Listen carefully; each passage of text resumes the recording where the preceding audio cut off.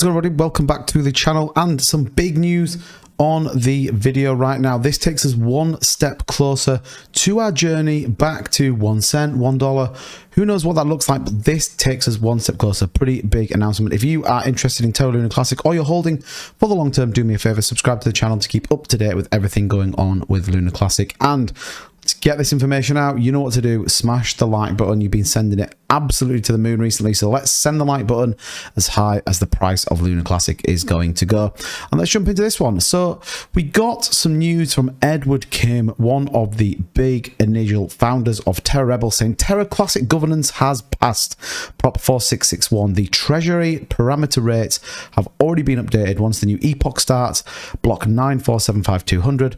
The effective tax rate will automatically be changed to 1.2% burn tax. So that was tweeted out only a matter of hours ago, but it is done. It is passed. It passed with a 99.88% agreement rate, which is absolutely insane. So we are locked in and we are getting ready for the 1.2% burn tax. Now, I've done a couple of videos recently in terms of what that looks like from a volume perspective. What does that look like in terms of our burn mechanism? Equally, what does that look like from a price perspective and how many Luna Classic can be burnt? So, you know, again, it was a really interesting statement someone said, but this just proves that when Terra Rebels go and say they're going to do something, they absolutely deliver.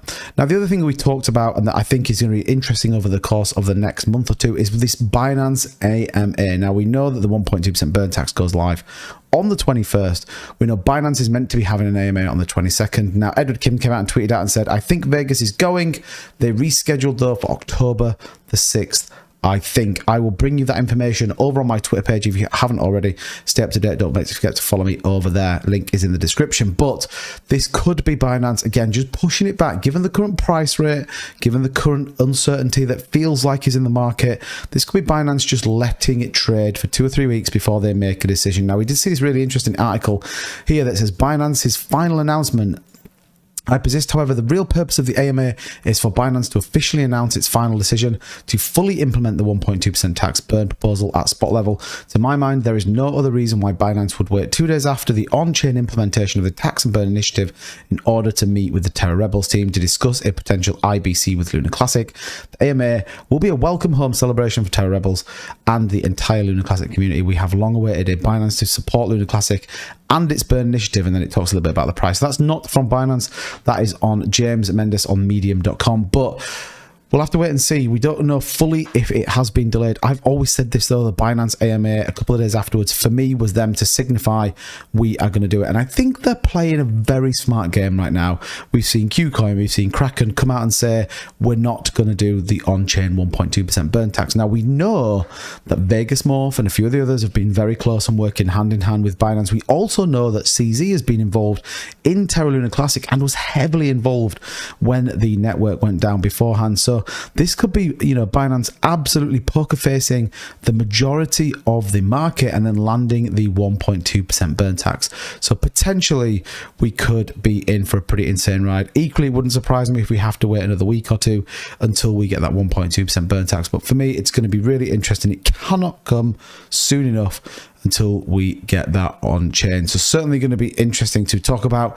Now, like I said, we did get the parameter change for 1.2% burn. That is in. There is the code changes that tells us what's going to happen. You see there, look, 99.88% voted yes.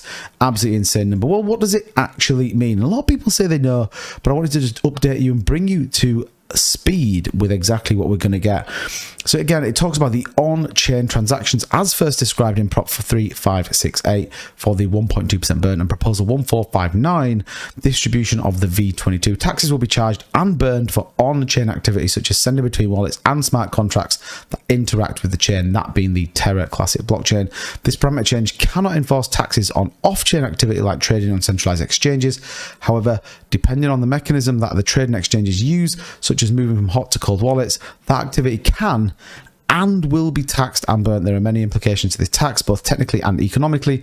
We would like the community to be fully aware of the pros and cons before deciding to move forward. Now, obviously, we have gone forward and done it, but it says about some of the rate measurements that they can do, some of the parameters. But ultimately, here is the big one that we want to be aware of. So it says the message sends, sending from one wallet to another on the Terra Classic blockchain will be taxed. Sending from multiple senders to a multiple receiver is taxed once. These bundled D-app and smart contract transactions, each bundled is taxed as pairs and taxed, which is good news. Swapping, then sending to another wallet will be taxed. Creating a new smart contract, taxed. Smart contract transactions, also taxed.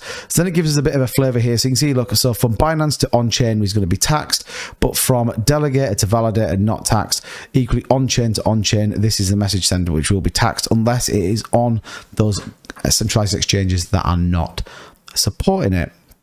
So again, it's got a lot of here implications, and the cons: taxes are potentially detrimental long-term economic activity. That's why it's changeable. Equally, no guarantee that centralized exchanges will burn the off-chain, and that ultimately is the big thing right now. Do we see a big change in the centralized exchanges? Like I said right at the very start, I think Binance are poker facing this. Time is going to tell. I don't have any other information that you don't. What I do know though is what they are about, and Binance is about making money. And I think right now we know that Mexi's got a 5x in terms of volume. We know CoinIn, a very, very small exchange, has gone up in 4x in volume. So the money is there.